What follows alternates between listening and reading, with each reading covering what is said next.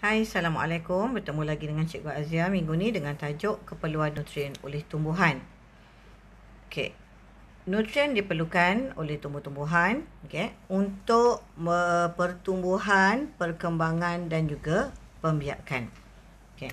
Dan nutrien dapat dikelaskan kepada dua kumpulan, iaitu kumpulan yang pertama kita panggil makronutrien, kumpulan yang kedua kita panggil mikronutrien. Okey, apa itu makronutrien?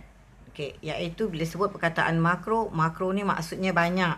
Okey, jadi nutrien yang diperlukan oleh tumbuhan dalam kuantiti yang banyak.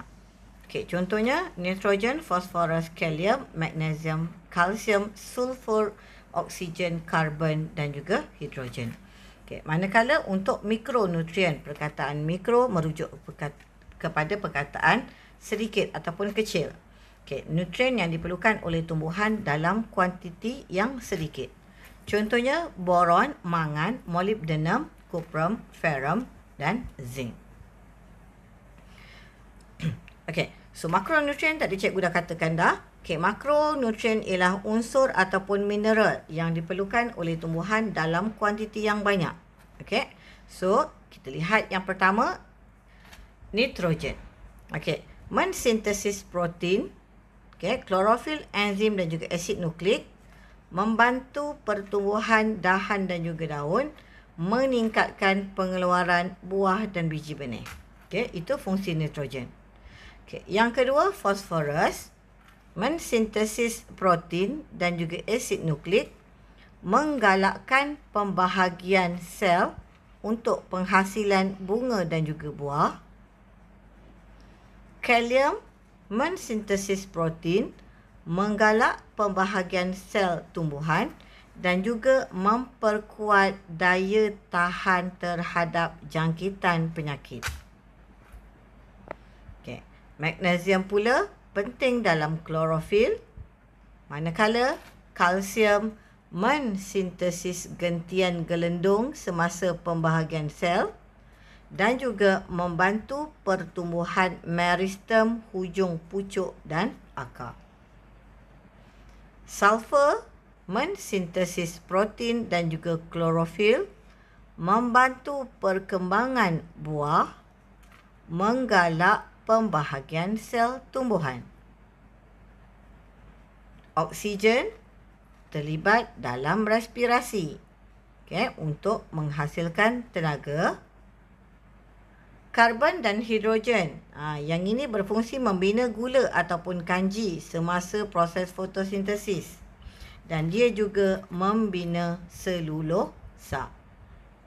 Okey, bagi mikronutrien pula, unsur ataupun mineral yang diperlukan oleh tumbuhan dalam kuantiti yang sedikit. Merujuk kepada perkataan mikro. Okey, contohnya boron, mensintesis klorofil dan juga dinding sel, membantu pembentukan buah dan biji benih. Yang ini penting. Okey. Yang seterusnya, ferrum, membantu pertumbuhan bahagian pokok yang muda. Apa pokok muda tu? Pucuk ataupun hujung akar. Dan juga membantu respirasi sel. Okey, seterusnya kuprum terlibat dalam fotosintesis dan juga respirasi. Molybdenum mensintesis protein dan juga membantu pertumbuhan tumbuhan. Mangan terlibat dalam fotosintesis dan respirasi, membantu pembentukan asid amino. Asid amino inilah yang nak membentuk protein. Manakala zinc membantu mensintesis protein dan klorofil, juga membantu pembentukan daun. Okey, sekarang kita nak lihat apakah kesan kekurangan nitrogen, fosforus dan juga kalium. Okey, kebiasaannya kalau kata dalam bidang pertanian dia akan gunakan baja NPK. So what is NPK? Nitrogen, phosphorus and kalium. Okey. Okey. So, kita lihat dulu, okey. Kalau kata tumbuhan yang kekurangan kita lihat dulu tumbuhan yang sihat. Okey, tumbuhan yang sihat ialah tumbuhan yang normal. Okey, kalau kita lihat normal, semuanya normal, batang dia kuat. Okey, daun kecil warna hijau muda. Daun yang dah matang akan berwarna hijau tua. Bunga, buah semua normal, pertumbuhan akar semua normal.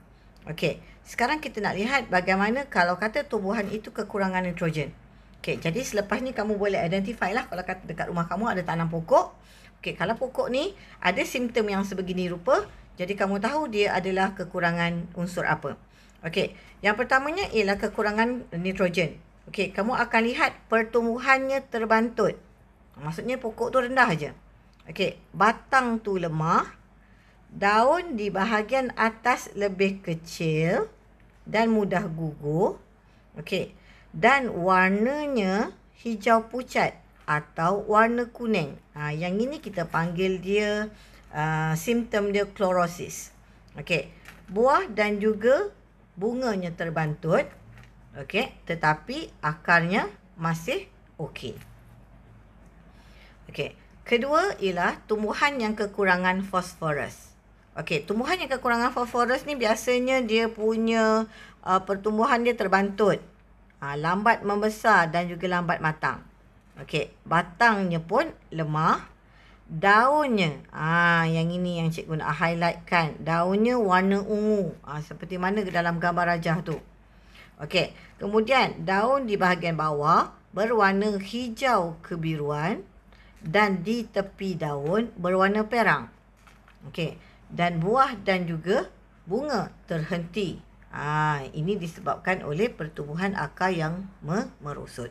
Jadi bila sebut fosforus, dia lebih kepada akar yang merosot. Bila akar merosot, maka buah dan juga bunga akan terhenti. Okey, yang ketiga ialah tumbuhan yang kekurangan kalium.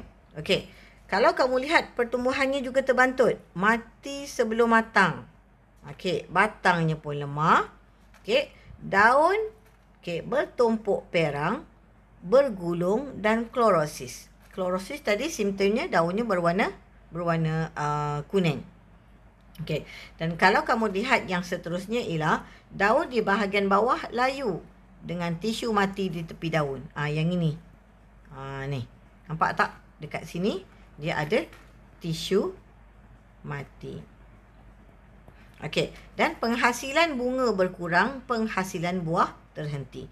Jadi bila bunga berkurang, penghasilan buah juga akan terhenti. Okey, pertumbuhan akar juga berkurang.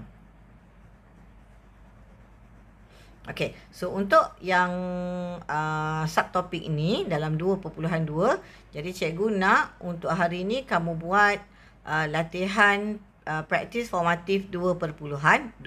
Jadi sebarang persoalan, okey, kamu boleh ajukan dalam grup Telegram kita ataupun kalau rasa segan ataupun malu, boleh PM cikgu anytime.